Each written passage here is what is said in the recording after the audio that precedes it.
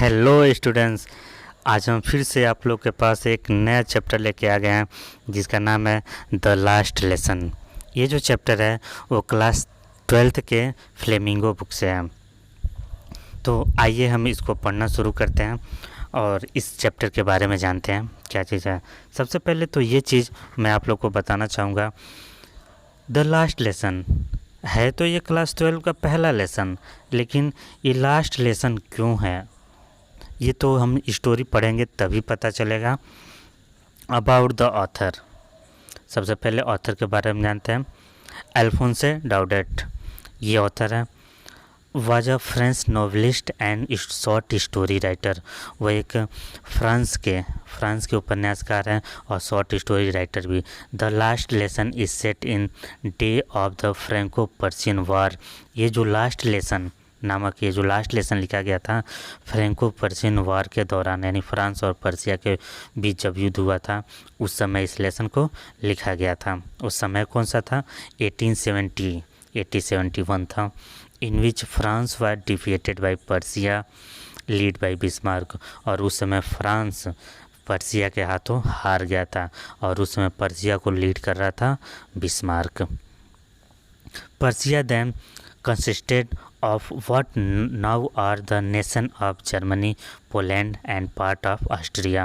और जो Germany Persia जो हुआ करता था उस समय Germany, Poland and part of Austria का वो हिस्सा हुआ करता था। In this story the French district of Alsace and Lorraine have passed into Persian hand. और ये युद्ध फ्रांस को ये युद्ध हार जाने के बाद जो उनके दो डिस्ट्रिक्ट थे एल्जेस और लॉरेंस, वो उसके अपने हाथों से पर्शिया के हाथों सौंपना पड़ा था। Read the story to find out what effect this had on life at school. इस स्टोरी को पढ़िए और ये देखिए कि जो फ्रांस की हार हुई थी उस हार में स्कूल पे क्या असर पड़ा था। तो यहाँ से शुरू करते हैं। I started for school very late that morning and was in great dread of a scolding especially because M Hamel had said that he would question us on participle. उस सुबह मैंने बहुत देरी से स्कूल जाना शुरू किया और बहुत ही डरा हुआ था, और स्पेशली विशेष रूप से एम हैमेल से, क्योंकि एम हैमेल यहाँ पे एक टीचर है। एम हैमेल से क्योंकि एम हैमेल ने कहा था उनसे पार्टिसिपल के कुछ क्वेश्चन पूछने के लिए। And I did not know the first about them. और पार्टिसिपल क्या होता है? एक ग्रामर का एक पार्ट है, ठीक है, टॉपिक है, तो उसके बारे में कहते हैं। I did not know the first word about them. और वो मैं पार्टिसिपल के बारे में एक भी शब्द भी नहीं जानता था। फॉर अ मोमेंट, कुछ समय के लिए, I thought of running away and spending day out for door. और कुछ समय के लिए तो मैंने सोचा कि मैं यहाँ से भाग जाऊं और अपने दिन को अपने घर से बाहर बिताऊं। इट वॉज सो वार्म, दिन बहुत गर्म था। सो ब्राइट, और बहुत ही अच्छा धूप हुआ था। ब्राइट मतलब यहाँ पे चमकीला नहीं कहेंगे, यहाँ पे कहेंगे कि बहुत ही अच्छा धूप हुआ था। The birds were chirping at the edge of the wood. Woods मतलब होता है वुड मतलब होता है लकड़ी, लेकिन हम लोग यहाँ पे जंगल कहेंगे, यानी जो पेड़ पौधे थे उधर जो चिड़ियाएँ थी वो चहचहा रही थी। बर्ड चीपिंग मतलब होता है चिड़ियाओं का चहचहाना। And in the open field back of the saw mill the Persian soldier were drilling. और जो सॉ मिल था, सॉ मिल मतलब होता है जहाँ पे लकड़ियाँ काटा जाता है, यानी आरा मशीन, वहाँ पे उसके पीछे जो पर्शियन सोल्डर थे वो ड्रिलिंग कर रहे थे। ड्रिलिंग मतलब होता है अभ्यास करना, वो अभ्यास कर रहे थे। It was all much more tempting than the rule for participle. और जो यह चीज़ था, जो दिन अच्छा हुआ था और जो आरा मशीन के पीछे जो सैनिक थे अभ्यास कर रहे थे, इन सारी चीज़ों को देखकर जो थी वो बहुत ही आकर्षक थी, वो उससे भी ज़्यादा थी, पार्टिसिपल के जो रूल थे उनसे भी ज़्यादा आकर्षक लग रहे थे।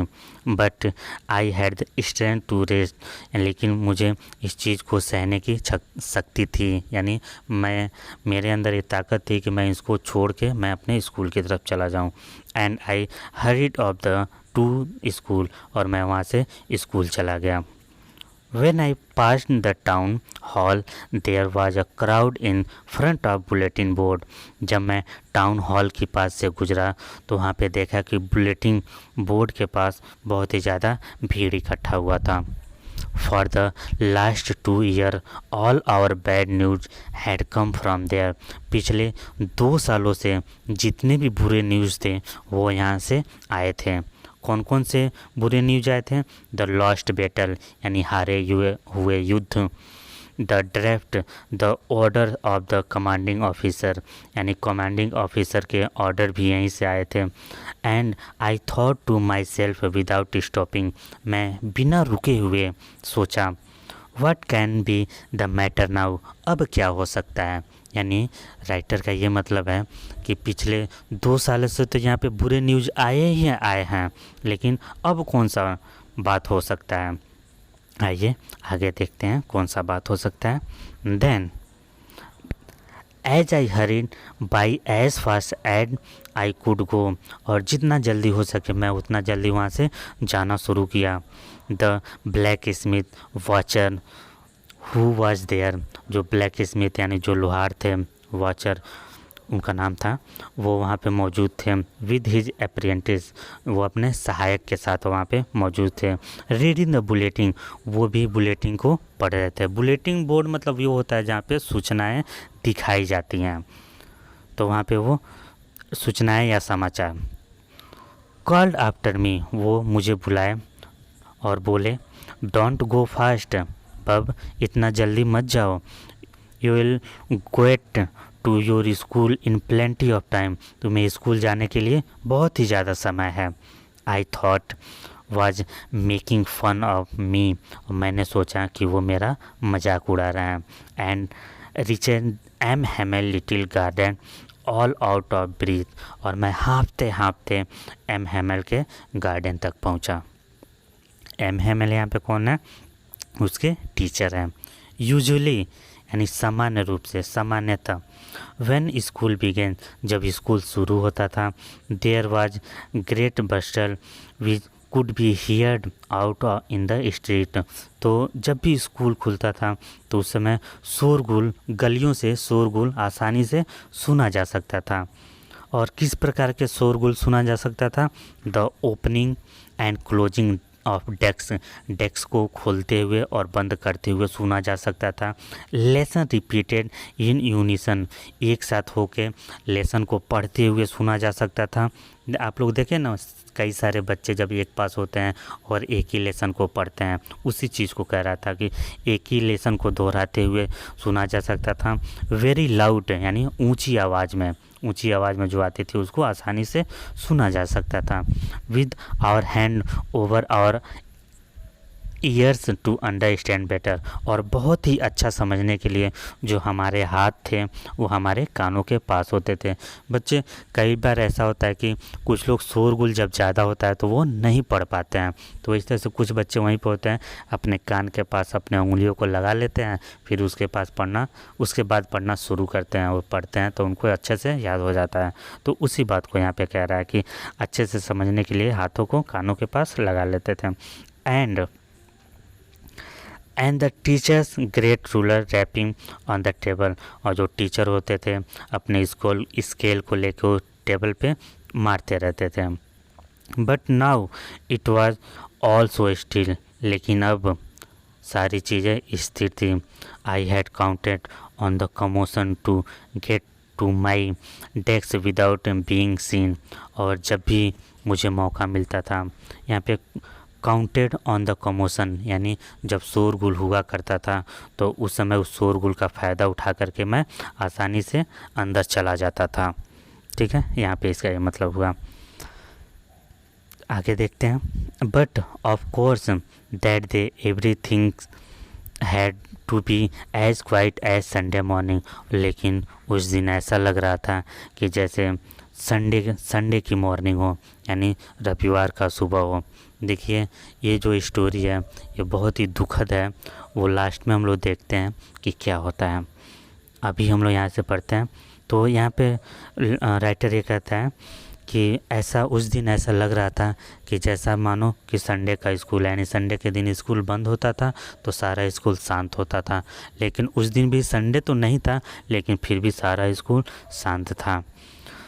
थ्रू द विंडो आई सा माई क्लासमेट, यानी खिड़की के जरिए मैं अपने सहपाठियों को देखा। ऑलरेडी इन देयर प्लेस, सभी अपने जगह पे थे। And M Hamel walking up and down with his triply iron ruler under his arm. Under his arm मतलब होता यहाँ पे अपने आयरन रूलर को अपने बाजुओं में फंसा के, यानी जो छड़ी होता है उसको बाजुओं में फंसा के वो अप एंड डाउन कर रहे थे, आगे और पीछे आ रहे थे, जा रहे थे। I had to open the door and go in before everybody।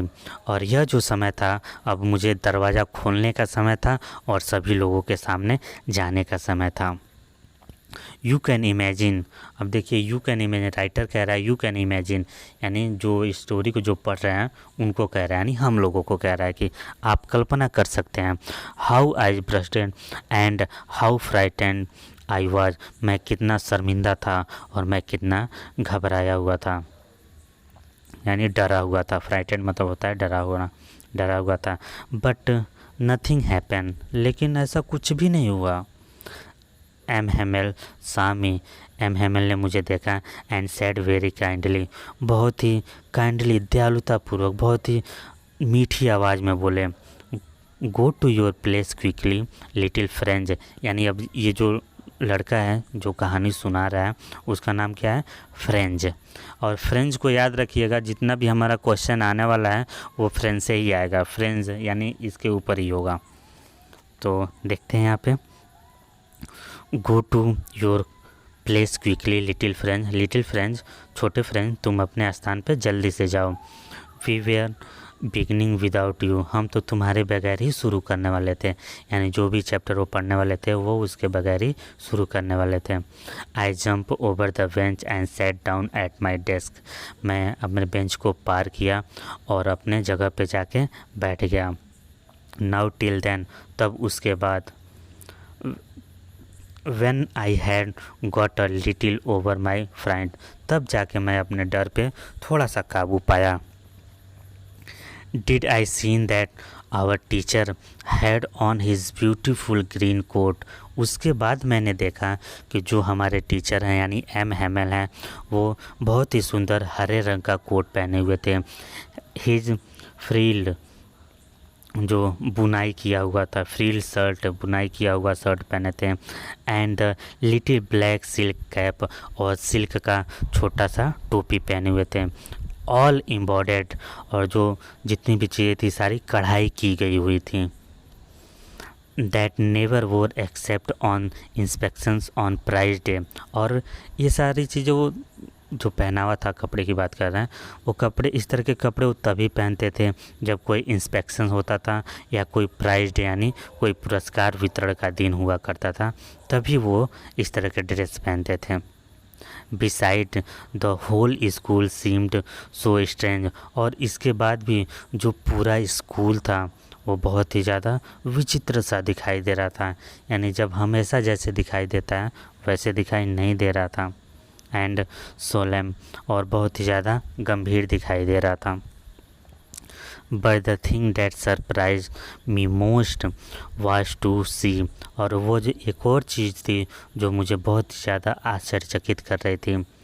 On the black bench that were always empty, जो पीछे के जो बेंच थे जो हमेशा खाली हुआ करते थे। The village people sitting quietly like our self, हमारे ही जैसे जो विलेज यानी विलेज पीपल, जो गांव के लोग थे वो भी बहुत ही शांत मुद्रा में हमारे ही जैसे बैठे थे। और कौन लोग बैठे थे यहाँ पे देखते हैं। ओल्ड हाउजर, जो ओल्ड हाउजर थे वो बैठे थे, बूढ़े लोग थे वो बैठे थे। With his three corner hat तिकोना टोपी पहने हुए बैठे थे। द फॉर्मर मेयर, पूर्व मेयर बैठे थे। द फॉर्मर पोस्टमास्टर, पूर्व डाकिया बैठे थे। एंड सेवरल अदर बिसाइड्स, और इनके बावजूद और भी लोग जो थे वो बैठे हुए थे। एवरीबडी लुक्ड सैड, और सारे लोग उदास दिखाई दे रहे थे। And Houser had watch an old primer, जो हाउजर थे वो ओल्ड प्राइमर यानी जो बच्चों की पढ़ने वाली जो किताबें होती हैं उसको प्राइमर बोलते हैं। तो ओल्ड प्राइमर वो पुरानी किताब वो लिए हुए थे। थम्ड एट द एज, और वो उसका जो कोना था वो मुड़ा हुआ था। आप लोग देखते हैं कि कोई भी पुस्तक होती है जब ज़्यादा पुरानी हो जाती है तो उसके जो कोने होते हैं वो मुड़ गए होते हैं। उसी तरह से उनका भी वो प्राइमर था, यानी जो बच्चों की पढ़ने वाली जो किताब थी इस तरह से उनका भी मुड़ा हुआ था। And he held it open on his knee with his great स्पेक्ट्स laying across the pages, और वो अपने चश्मे को थोड़ा सा झुका के उसके ज़रिए उसको देख रहे थे, वो यानी उसको अपने नी अपने घुटनों पर रखे थे और उसके ज़रिए वो चश्मे के ज़रिए उसको पढ़ रहे थे। While I was wondering about it all, और इस दौरान मैं बहुत ही ज़्यादा आश्चर्यचकित हो गया था। M Hamel mounted his chair, M Hamel अपने चेयर से उठे यानी कुर्सी से उठे। And in the same game and gentle tone which he had used to me said my children, और कुर्सी से उठने के बाद बहुत ही ग्रेव यानी गंभीर स्वर में और बहुत ही जेंटल और भी अच्छे स्वर में वो बोले। क्या बोले? माई चिल्ड्रेन, मेरे बच्चों, this is the last lesson I shell give you, यह मेरा अंतिम लेसन है। आई शैल गिव यू, जो मैं आप लोग को पढ़ाने वाला हूँ या आप लोग को देने वाला हूँ। तो इसका मतलब यहाँ पे होगा ये मेरा अंतिम लेसन है जो मैं आप लोग को आज पढ़ाने वाला हूँ। The order has come from Berlin to teach only German in the school of Alsace and Lorraine. Berlin से ऑर्डर आया है, जो बर्लिन है वहाँ का कैपिटल हुआ करता था, ठीक है।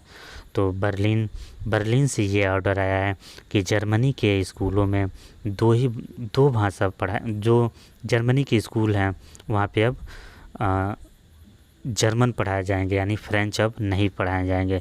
जो फ्रांस भाषा है अब उसको नहीं पढ़ाया जाएगा। और जो 2 डिस्ट्रिक्ट जो हार चुका था बच्चों, वो 2 डिस्ट्रिक्ट यानी फ्रांस जो हार चुका था वो 2 डिस्ट्रिक्ट का नाम था एल्जेस एंड लॉरेन। तो अब इन दोनों डिस्ट्रिक्ट में अब फ्रांस के जगह पे अब जर्मन पढ़ाया जाना था। और जो एम हेमल थे वो फ्रेंच के टीचर थे। तो देखिए, the new master come tomorrow, नए टीचर कल आ जाएंगे। This is your last French lesson, और यह आप लोग का लास्ट फ्रेंच लेसन है। I want you to be very attentive. मैं ये चाहूँगा कि आप लोग इसको ध्यानपूर्वक पढ़ें। What a thunderclap these words were to me। जब राइटर इस बात को सुनता है तो कहता है कि मेरे ऊपर बिजली के तरह से ये वर्ड जो थे मेरे ऊपर बिजली के तरह से गिरे। कौन से वर्ड? जब उन्होंने कहा था कि ये मेरा लास्ट लेसन है, ये जो शब्द थे मेरे ऊपर बिजली की तरह से गिरे।